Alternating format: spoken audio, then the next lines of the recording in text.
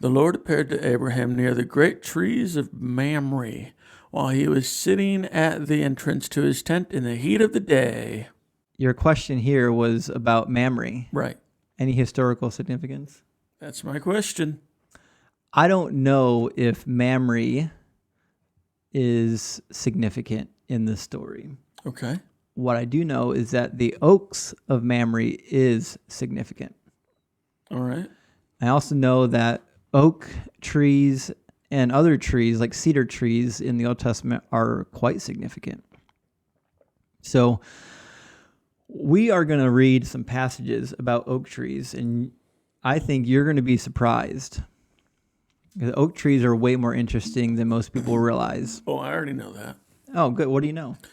It's a hardwood, Oh, sure. Okay, yeah. and it makes nice cabinets.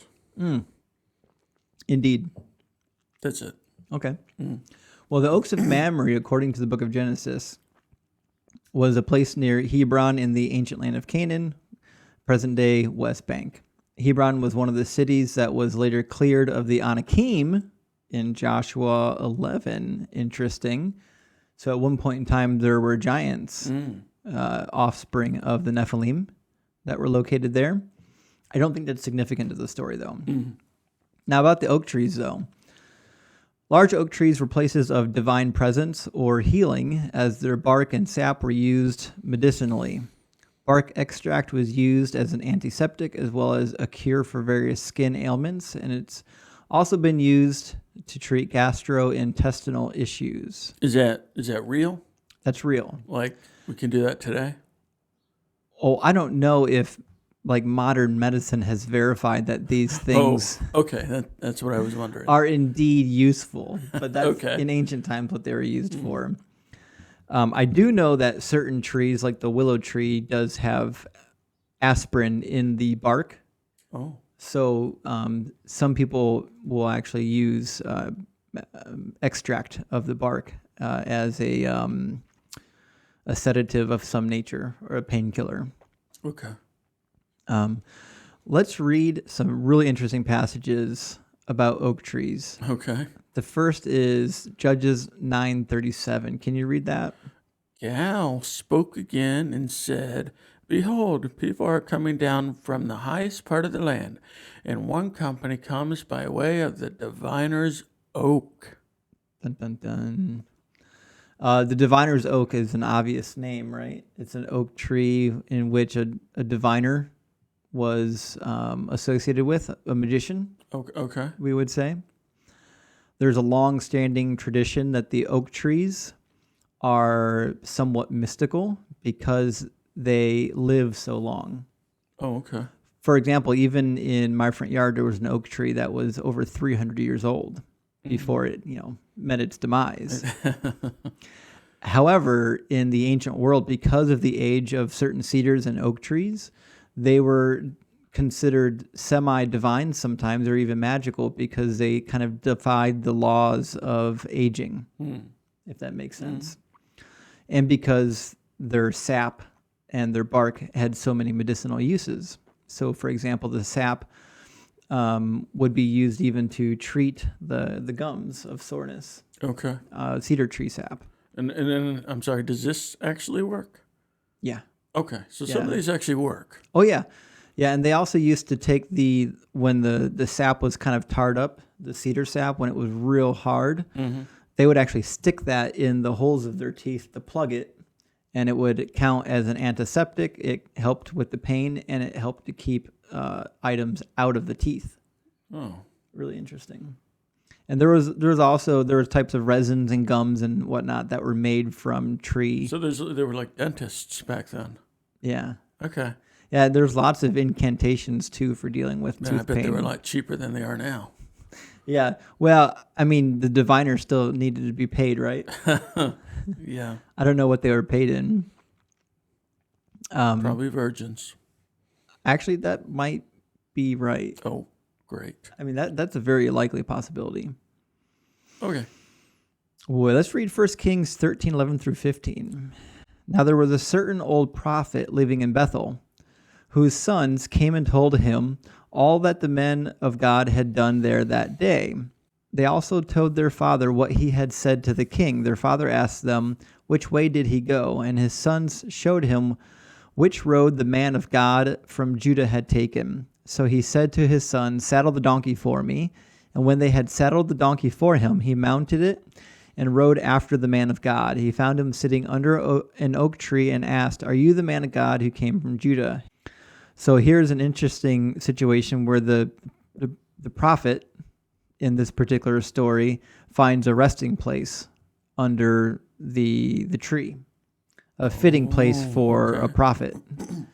Was he dealing business at the tree? Was he waiting for somebody else to come and find him? Was that his station? Much like the judge sat at the gate of the city? It would actually seem to be that way, according to a number of ancient texts. Can you read Joshua 24:26? And Joshua wrote these words in the book of the law of God. And he took a large stone and set it up there under the oak that was by the sanctuary of the Lord. So here we see in Joshua, there's actually a sanctuary dedicated to Yahweh that was underneath an oak tree. So there seems to be a religious connection to these trees. And we see in Hosea 4:13, they offered sacrifices on the tops of mountains and burn incense in the hills, under oak, poplar, and terebinth, because their shade is pleasant. Therefore, your daughters play the harlot, and your brides commit adultery. Here they're referring to the burning of incense to the deities, which was performed often either on the altars on the high places or under the oak trees, or other trees as well, but typically near the trees. It's also important to remember that the incense being burned were products of the trees. It was usually the cedar tree in which they used to get their incense from. So that's what's happening there. We see something similar spoken about in Ezekiel 6:13. You can read that. Then you will know that I am the Lord, when their slain are among their idols around their altars, on every hill, on all the tops of the mountains, under every green tree, and under every leafy oak, the places where they offered soothing aroma to all their idols. That's right. So here we see the trees are, again, a place where people are offering incense and offerings to various gods that are not Yahweh. Right. And then we see another passage that speaks of events happening underneath the oak trees in Judges 6:11. Can you read that?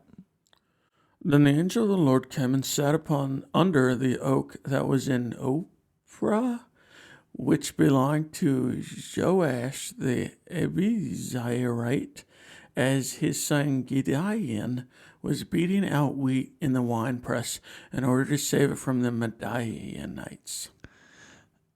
So the angel of the Lord, when he appears to Gideon, appears underneath the oak tree. Okay. Right? Mm-hmm. All right, two more passages. The oak trees seem to also be a strategic location for burying different things. Perhaps so it could be located later because they were landmarks or because of their religious significance. So, for example, Genesis 35:8, it says, now Deborah, Rebekah's nurse, died and was buried under the oak tree outside Bethel. So it was named Allen Bakuth. And then Genesis 35:1-5 says, so Jacob said to his household and to all that were with him, get rid of the foreign gods you have with you, and purify yourselves and change your clothes. Then come, let us go up to Bethel, where I will build an altar to the God who answers me in the day of my distress, and who has been with me wherever I have gone. So they gave Jacob all the foreign gods they had, and the rings on their ears, and Jacob buried them under the tree at Shechem, the oak tree at Shechem. Then they set out, and terror of God fell on the towns all around them, so that no one pursued them. So interesting here, it's the foreign gods or the items dedicated to idolatry are buried underneath the oak tree, seemingly where they belong. Just like in the ceremony of the Azazel, when they purified the Israelites of all their sins in the book of Leviticus, they cast all the sins of the people on the cursed goat, and then they send the goat out into the desert, Okay. which is where the evil spirits and demons and sinful and dirty things belong. So they're basically sending the sins back to where they came from. Okay. Here in Genesis 35, it almost seems like Jacob is taking the idols and the items of idolatry and putting them where they belong, underneath the tree that is dedicated to idolatry. Or Idolatry. that's right. Not quite as fun as the Dollar Tree, but nonetheless interesting. So I only bring all that up to say that in the story of Abraham, when he's visited by the three men by the oak of Mamre, it is possible that there is some sort of religious or magical or divine connection of the tree to this particular story. That took a long time just to get to that. Okay. A long way around the bend, right? Yeah.